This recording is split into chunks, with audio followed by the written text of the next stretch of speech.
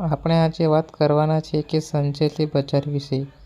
આપણે આવી ગયા છીએ સંજેલી બજારમાં, તો તમે જોઈ શકો છો કે સંજેલી બજાર કેવું છે.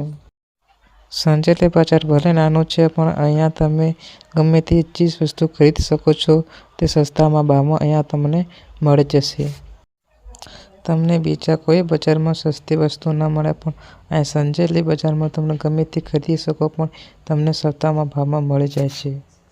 તો ચાલો આપણે બસ સ્ટેશન વિશે કંઈક માહિતી લઈએ.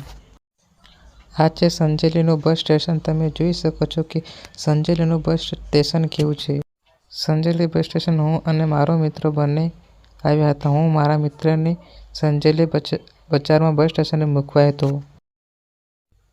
મારા મિત્ર સુમનભાઈની બસ આવી ગઈ હતી, એટલે અમે તરત પાછા બસ સ્ટેશનથી બહાર નીકળીને બસે જોવા લાગ્યા કે કઈ બસ છે. તો બસ સુમનભાઈની બસ આવી ગઈ હતી, એટલે હું અને સુમનભાઈ પાછા બંને વળીને પાછા બસ તરફ ચાલ્યા ગયા. બસ તરફ ચાલ્યા ગયા એટલે પછી મેં સુમનભાઈને કીધું કે તમારી બસ આવી ગઈ છે, એટલે તમે જલ્દીથી તમે બસમાં બેસી જાઓ ને કે તમને પછી સીટ ન મળશે. તે પછી સુમન બસમાં બેસી જાય છે.